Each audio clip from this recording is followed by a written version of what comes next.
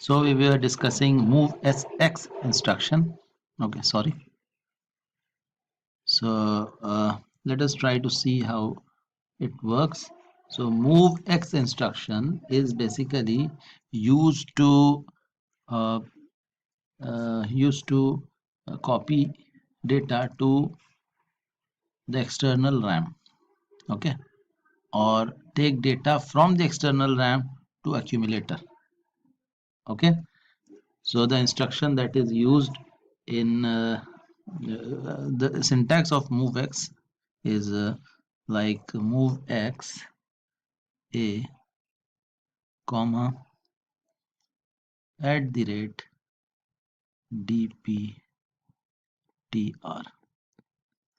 So dptr, as I had told you, it is an 16-bit register,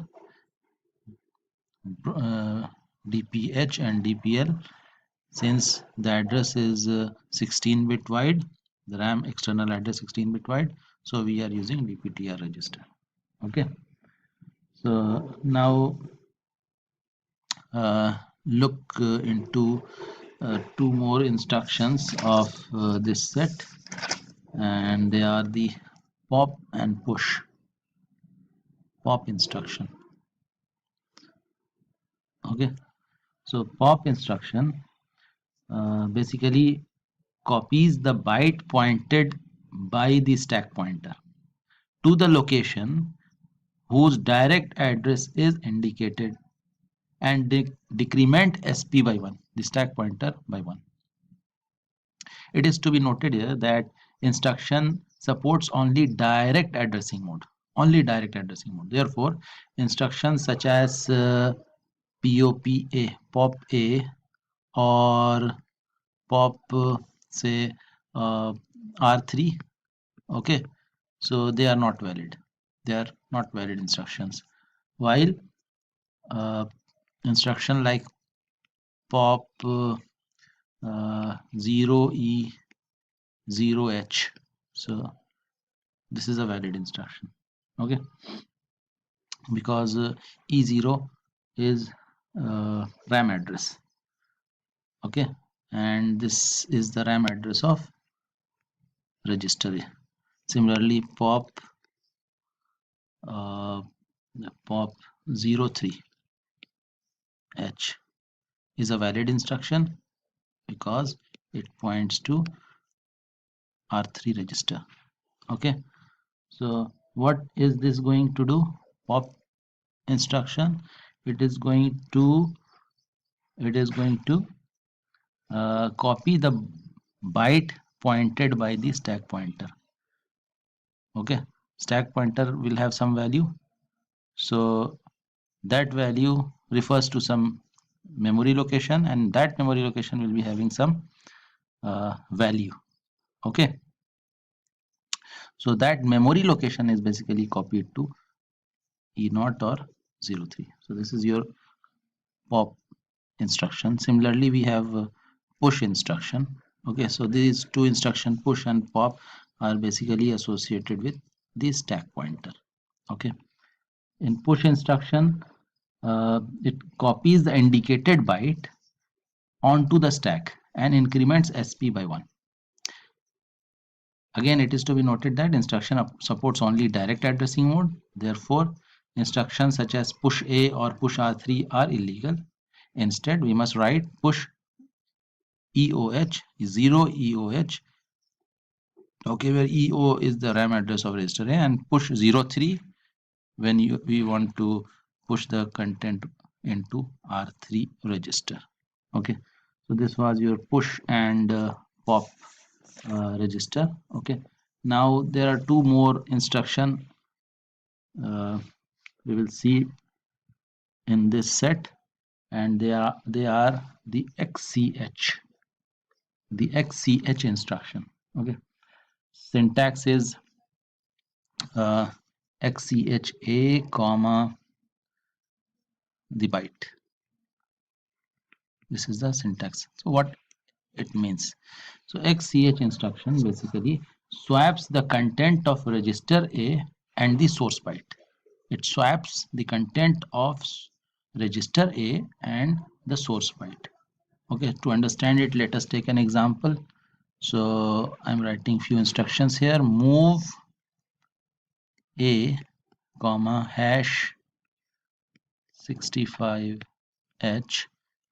Okay, then move R2 comma hash 97h. Okay, then xch a comma R2. So what this first instruction do? It copies the value 65 in A. What the second instruction do? It copies the value 97 into R2. And what this third instruction do?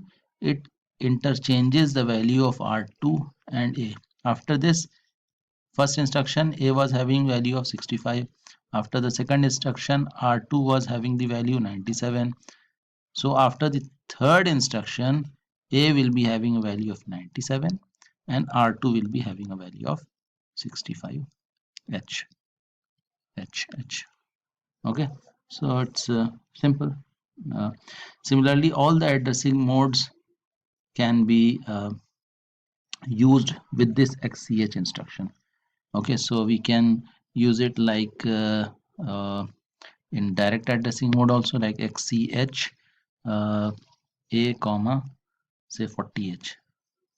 Okay, so now 40 will not be swapped, but the content of 40 will be saved in A, and whatever is there in A will be copied to the content of memory location 40. And similarly, other addressing modes like your register addressing or indirect addressing also work with the XCH instruction. Let us take one more instruction, which is XCHD. XCHD, and the syntax is XCHD A comma at the rate RI. So RI could be 0 or 1. Okay, sorry. So what this instruction do? So XCHD instruction exchanges only the lower nibble of A with the lower nibble of the RAM location pointed to by RI, while leaving the upper nibble in both places intact. So what it means? So let us take an example. So let us take a memory location 40, and this is having a value of 97. Okay, then I am writing move A comma hash 12h. Then I am writing move R1 comma hash 40h, and the third instruction I am writing XCHD A comma at the rate R1. So what will happen? So the first instruction, it will copy the value 12 into A. Second instruction will copy 40 into R1. Now 40 will be having a value of 97. Memory location 40 is having a value of 97. Okay, so after this instruction, the third instruction, as I told you, the lower nibbles are interchanged. Lower nibbles. Now after this third instruction, A will be having a value of 90. It will be having a value of sorry, not 90, 17. Okay, and R1 will be having a value of 92H. Okay, so just see, A was having 12, so lower nibble was 2, it is replaced by this 7. Similarly, R1 was having 97, Okay, so lower nibble was 7, it is replaced by 2, so 92. So I hope it is clear till here. Now let us take uh, the arithmetic instructions. So the arithmetic instructions include the add instruction, add C, sub B, mul mul, div div, dec decrement, increment, and daa. This is basically a decimal adjust accumulator.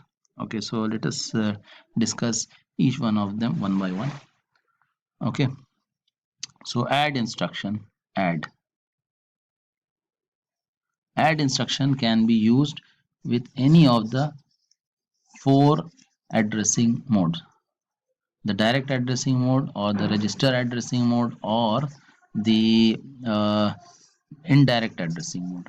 Okay, so all type of addressing mode is taken care of by the add command, add instruction. Okay, take an example.